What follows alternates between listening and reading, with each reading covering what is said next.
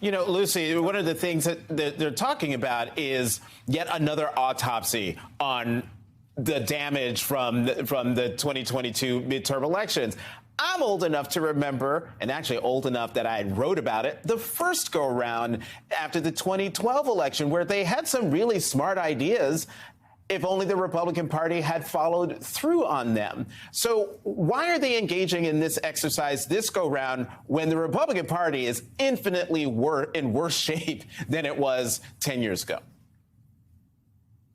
Well, let me first say one very quick thing about Kevin McCarthy, Stuart, which is that Kevin McCarthy had already humiliated himself when he decided during Trump's time in office to start literally sorting Starbursts for Donald Trump. So the humiliation is not between the old establishment and these new folks like Marjorie Taylor Greene and her crazy ilk.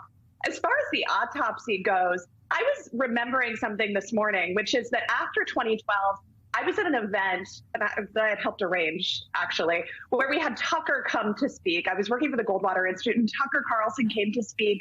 Everyone was just feeling really terrible about the election results. And he said something to this crowd of donors, conservative influencers. He said, "It is hard to get people to vote for you when they feel like you hate them." And I remember at the time that I took that to mean, yes, that's right. We have to stop alienating women. We have to stop alienating people of color. And that is what I was taking from that. In hindsight, Tucker Carlson meant something else.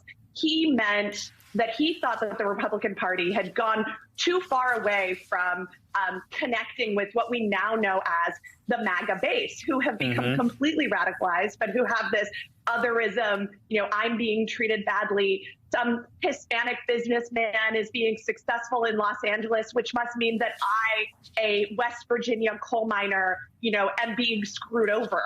And so you see what has happened since then. And this is why I think that this autopsy is even more doomed than the one after 2012, which is that the steps that the Republican Party has taken since then have put themselves in a real rock and a hard place, because they have actually empowered that radical base so much that they have nowhere to go. This base is so crazy that there's no coming back from that. And the only people in the room still participating are people like Mike Lindell.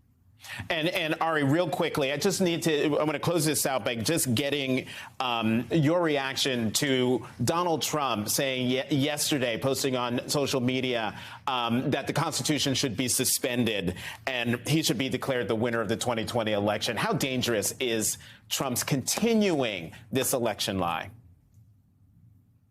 It's incredibly dangerous, Jonathan, and I think we've all become numb to it. I mean, the idea that a former president who inspired an insurrection would now call for the overthrow of America's founding document. I mean, if that's not disqualifying for a candidate, I don't know what is. And so I think we just keep thinking Trump's saying crazy stuff. This is just Trump being Trump. No, this is Trump being even more dangerous, even more radical, even more authoritarian than we knew him to be.